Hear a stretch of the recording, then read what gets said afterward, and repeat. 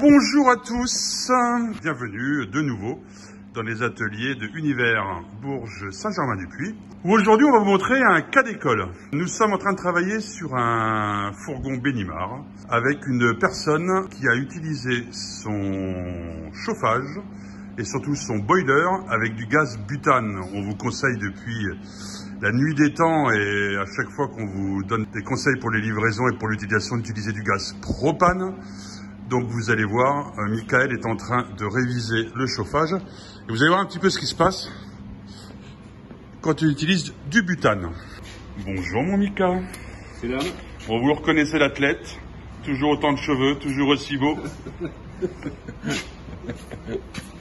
Alors Mika, Ouais. on nous a confié le véhicule pour un dépannage concernant le boiler, je crois. Oui, Qu'est-ce tout à qu'il fait. avait? Le chauffe-eau qui démarrait plus.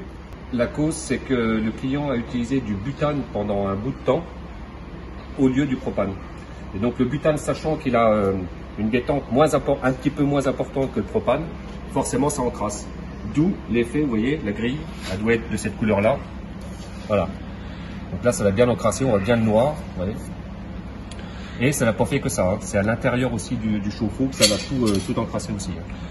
Donc voilà, donc vous imaginez bien que quand on vous dit utiliser du propane, c'est pas pour se faire plaisir, même si à l'achat il est un petit peu moins cher, c'est vraiment hyper important.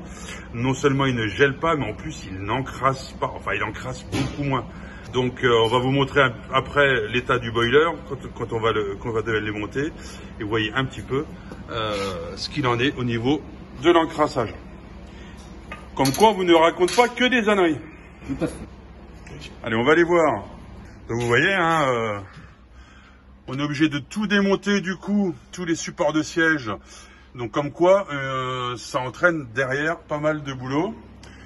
Et donc voilà la bête. Donc ça, c'est votre boiler, hein, votre chauffe-eau qu'on va démonter pour voir l'état dans lequel il est à l'intérieur. Donc on va y aller, on fait ça en direct. Bon, déjà, il y a une bonne partie qui est démontée. Hein. J'ai déjà commencé tout à l'heure à tout démonter. Donc là, je vais enlever la cuve. Et en dessous de cette cuve, il y a le brûleur.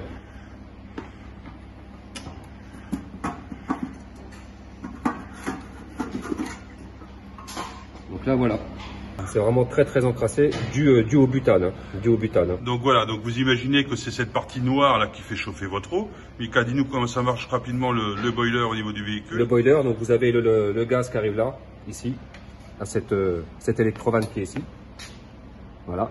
Qui envoie le gaz à l'intérieur. Vous avez les bougies d'allumage qui sont là, les deux.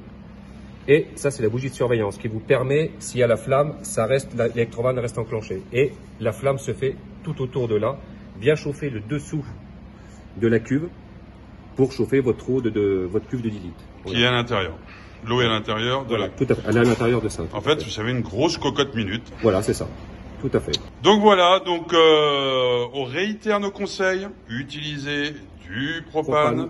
C'est impératif. C'est impératif, non seulement pour l'utilisation l'hiver, mais pour l'entretien aussi. Et là, vous avez en direct pourquoi vous venez nous voir. Donc là, l'opération va consister à tout nettoyer. Il y a un peu de boulot. Il y a un petit peu de boulot. Éventuellement, on va voir ce qu'il en est au niveau des bougies et puis de tout ça. Donc là, il y a une remise en état. C'est combien de boulot, Mika, à ton avis? Là, avec le démontage de l'intérieur, tout ça, là, faut compter minimum entre 3 heures et 4 heures de boulot, hein, avec tout le nettoyage et tout ça, le remontage et l'essai final. Donc voilà, c'était les petits conseils du jour. Pour vous, ça vous paraît pas grand-chose, mais vous voyez les sources de panne et les sources de problèmes. Et c'est des choses qui sont très facilement évitables. Mon Mika, toujours aussi performant, toujours aussi BG. Toujours. On vous a pas montré Michel, il se cache là-haut derrière, mais vous allez pas tarder à l'entendre. Ça va, Mimi? Ah, je suis toujours là. Allez, on vous fait une bise, à bientôt. Bisous, au revoir.